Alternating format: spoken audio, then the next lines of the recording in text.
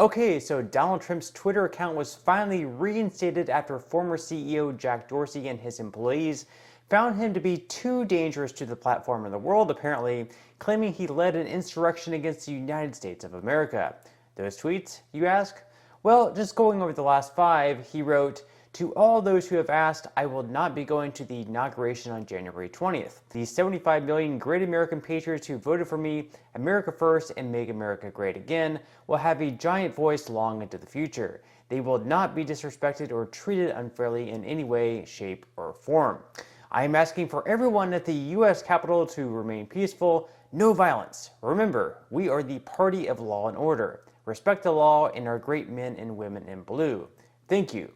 And finally, please support our Capitol Police and law enforcement. They are truly on the side of our country. Stay peaceful." I would like to begin by addressing the heinous attack on the United States Capitol. Like all Americans, I am outraged by the violence, lawlessness, and mayhem. I immediately deployed the National Guard and federal law enforcement to secure the building and expel the intruders. America is and must always be a nation of law and order. The demonstrators who infiltrated the Capitol have defiled the seat of American democracy. To those who engaged in the acts of violence and destruction, you do not represent our country. And to those who broke the law, you will pay. We have just been through an intense election and emotions are high, but now tempers must be cooled and calm restored. We must get on with the business of America. My campaign vigorously pursued every legal avenue to contest the election results. My only goal was to ensure the integrity of the vote. In so doing, I was fighting to defend American democracy. I continue to strongly believe that we must reform our election laws to verify the identity and eligibility of all voters, and to ensure faith and confidence in all future elections. Now Congress has certified the results. A new administration will be inaugurated on January 20th. My focus now turns to ensuring a smooth, orderly, and seamless transition of power. This moment calls for healing and reconciliation. 2020 has been a challenging time for our people. A menacing pandemic has upended the lives of our citizens, isolated millions in their homes, damaged our economy, and claimed countless lives. Defeating this pandemic and rebuilding the greatest economy on earth will require all of us working together. It will require a renewed emphasis on the civic values of patriotism, faith, charity, community, and family. We must revitalize the sacred bonds of love and loyalty that bind us together as one national family. To the citizens of our country, serving as your president has been the honor of my lifetime. And to all of my wonderful supporters, I know you are disappointed, but I also want you to know that our incredible journey is only just beginning. Thank you, God bless you, and God bless America. Now, just from looking at those tweets alone that he supposedly was banned from, I guess, it's really hard seeing a person who wanted people to break into the Capitol building and potentially put other lives at stake. Could he have done more to prevent the people there from acting in violence? Well, I guess it's arguable that he could have. Maybe he couldn't have had the speech, for instance, or something like that. But is he alone responsible for their acts? Is Trump responsible for the acts of a handful of other adults making the terrible, terrible decision to invade the Capitol that day and make fools of themselves, and of course our nation as well, which later led to their arrest and time in prison? I mean, I just don't see it. I mean, you can make the case that he tried rallying up his base, making claims of voter fraud and whatnot, and whether or not you believe cities and states commit voter fraud is completely up to you. I've seen both Republicans and Democrats claim the other side is cheating, but at the end of the day, we and we alone need to be responsible for our own actions. So Trump is back on Twitter, and he really never should have been removed, at least in my opinion.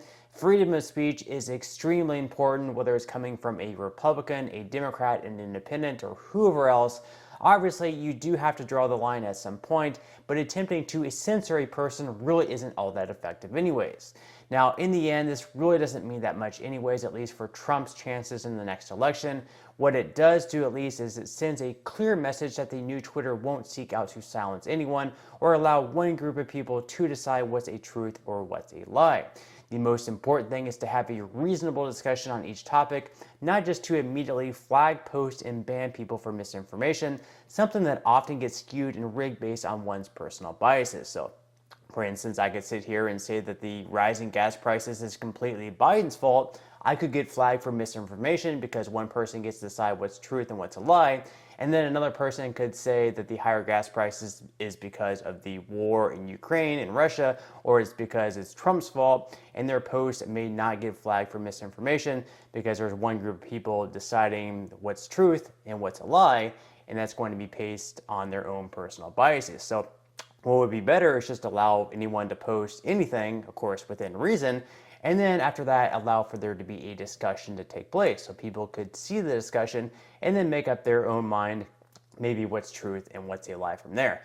Now, Trump said that even being unbanned, it's not really going to make a difference for him. Right now, he is posting on Truth Social alone. He said he's not going to return to Twitter. Apparently, he thinks there's a huge issue with Twitter and all the fake bot accounts on there. So he's just going to stay on his Truth Social. He's not going to return to Twitter anyways. So in the end, the unbanning of his account really doesn't matter. Maybe if he becomes president once again, he will return to Twitter. But right now, he says that he's just going to stay on Truth Social. Here we're getting a big vote to also go back on Twitter. I don't see it because I don't see any reason for it. They have a lot of problems at Twitter. You see what's going on. It may make it, it may not make it, but the problems are incredible. The engagements are negative, and you have a lot of bots and you have a lot of fake accounts, which I think they should get on. But Truth Social has taken the place for a lot of people, and I don't see them going back onto Twitter. Now, with that said, if you would like to receive up to 12 free stocks and $5 worth of Bitcoin, in the comment section below, I will leave a link where you can receive just that from my partner in Webull. And even if you don't feel like investing at this time for whatever reason, once you receive the free stocks, what you can always do is just sell them for what they're worth and then transfer that money right back to your bank account. So in total, you should be receiving a value of at least $50 or more. Some people have actually received over $3,000 in the past. So really, you can think of this as just some free extra money with just a few minutes of work. But on that note, I'm going to go ahead and wrap up this video. If you enjoyed the content in today's video and you would like to see more like it, make sure to give this video a like, subscribe to my channel, and also ring the notification bell. That way you will be the very first to be notified when I do release future videos. And until next time, I hope you have a wonderful day ahead, and I'll see you in the next video.